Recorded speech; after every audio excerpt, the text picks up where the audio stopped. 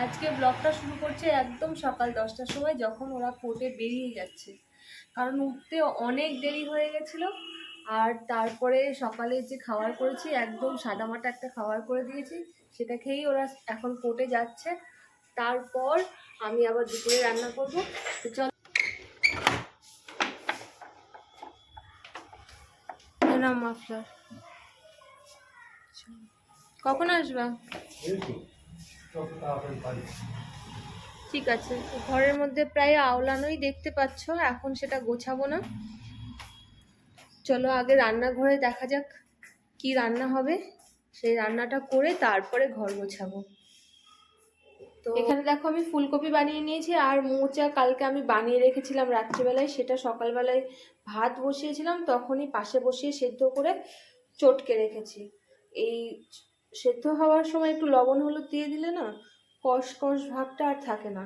আর মোচার মধ্যে দেওয়ার জন্য এই দেখো ছোলার ডাল ভিজিয়ে রেখেছি, একটু ভিজলে পরে খুব সুন্দর পেস্ট হয়ে যায়।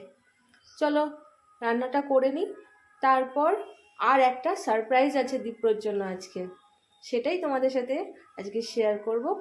চলো দেখা হচ্ছে, রান্নাটা শুরু করে নিই। সিঙ্কে পুরো জল জমে গেছে, এটাকে পরিষ্কার করতে হবে, তারপর আমাকে রান্না শুরু করতে হবে, কারণ রান্না শুরু করলেই জলের দরকার পড়বে। তো আমি এটাকে আগে পরিষ্কার করব। ভাড়া বাড়িতে যেমনটা হয় সব কিছু পারফেক্ট তুমি তোমার মতো করে পাবে না, তো সেটাকে কিছুটা মানিয়ে সাজিয়ে গুছিয়ে নিতে হবে। চলো সেটাই একটু করি। আজকে সকালে চাটাও খাওয়া হয়নি, উঠতে এত দেরি করে ফেলেছি যে সকালে তাড়াহুড়ো করে কোনো রকম দীপ্রকে স্কুলে পাঠিয়েছি আর ওদেরকে খাবার করে দিয়েছি। তো সকালে কিছু একটা বসিয়ে দেবো উনুনে, তারপর একটু চা খেয়ে নেবো। চা খাওয়া না খাওয়া হলে সকালটা ঠিক জমে না। চলো কিছু ভাত আর ফুলকপিটা বসিয়ে দিই। তারপরে ছোলার ডালটা যেটা ভিজিয়ে রেখেছিলাম সেটা জল ছাড়া বেটেছি। তো জল ছাড়া বাটলে যেটা একটু শক্ত হয়, আর ভেজানোর জন্য যে দানা দানাগুলো থাকে সেগুলো তেলে দিলে একদম মুচমুচে হয়ে যায়। চলো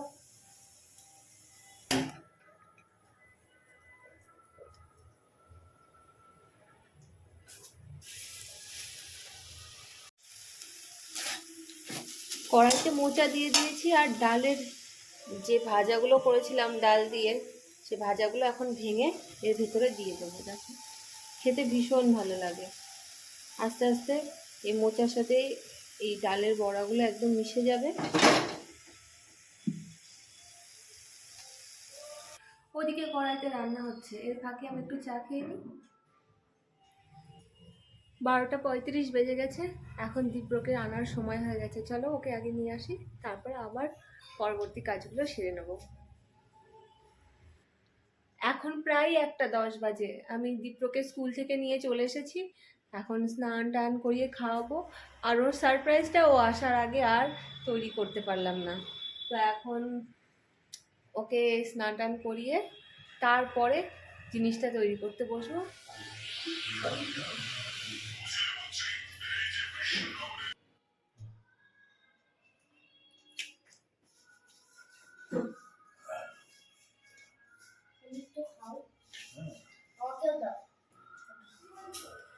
এখন বাজে 3:30, খাওয়া দাওয়া হয়ে গেছে, আর খেয়ে দিয়ে রান্নাঘরটাও একদম পরিষ্কার করে নিয়েছি। তো এখন কয়েকটা জামা কাপড় ধোবো, সকাল থেকে সময় পাইনি।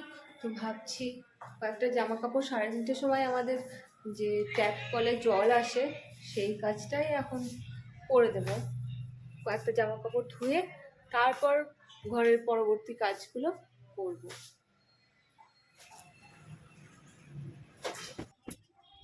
দীপ্র এখন পড়তে গিয়েছে, সারাদিন ঘর গোছানো হয়নি, এখন সেই অগোছালো ঘরটা গুছিয়ে নেব। সরঞ্জাম জোগাড় করতে করতে দীপ্র পড়ে চলে এসেছে, তাই দুজনে একসাথে বসে পড়েছি কেক বানাতে। তো এখানে দেখো আমি চিনি গুঁড়ো করে নিয়েছি, তার মধ্যে তেলটা ঢেলেছি, তারপর ওর মধ্যে দই, ময়দা, baking powder, baking soda, vanilla essence এগুলো দিয়ে মিক্স করে নিয়ে পাশে তৈরি করে রাখা বাটিটার মধ্যে মিশ্রণটা ঢেলে দিয়ে কেক তৈরি করব।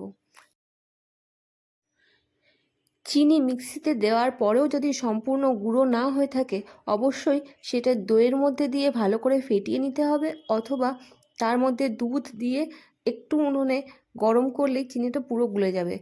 চিনিতে যদি সামান্য দানাও থাকে, সেগুলো কিন্তু আর গুলতে চায় না তেলের মধ্যে দিলে। তাই আগে থেকে চিনিটাকে ভালো করে গুলিয়ে নিতে হবে, নইলে কেকটার ব্যাটার তৈরি করার পর উনুনে দিলে চিনিগুলো গলতে আরম্ভ করবে আর কেকের ব্যাটার আরও নরম হয়ে যাবে। তাই চিনি সম্পূর্ণ গুলেছে কিনা সেই দিকে নজর রাখতে হবে। তো আজকের জন্য এটাই টিপস। তাছাড়াও কেকের অনেক ভিডিও তোমরা ইউটিউবে পেয়ে যাবে, আর ইউটিউব দেখেই আমি সেটা বানিয়েছি।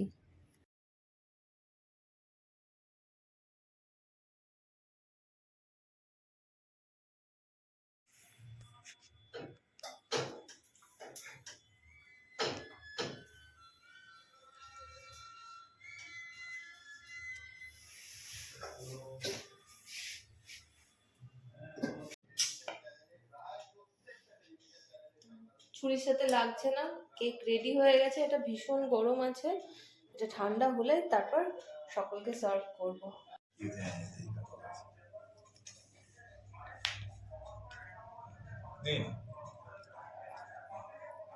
ভালো হয়েছে।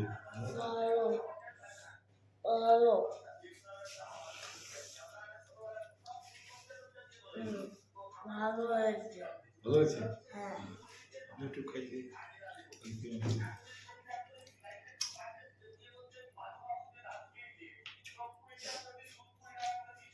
টেস্ট খুব ভালো হয়েছে। ভালো হয়েছে।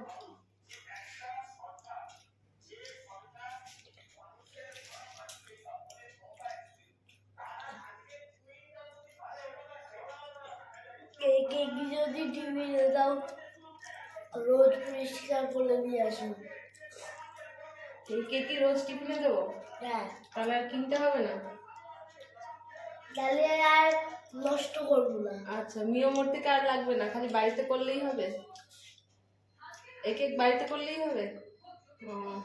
আর কোনো দোকানে লাগবে না? ঠিক আছে, রেডি হয়ে গেছে সবাই, আমরা কেক খাচ্ছি। আজকের ব্লগটা এখানেই শেষ করছি, দেখা হবে আগামী ব্লগে। ততদিন ভালো থাকবেন, সুস্থ থাকবেন।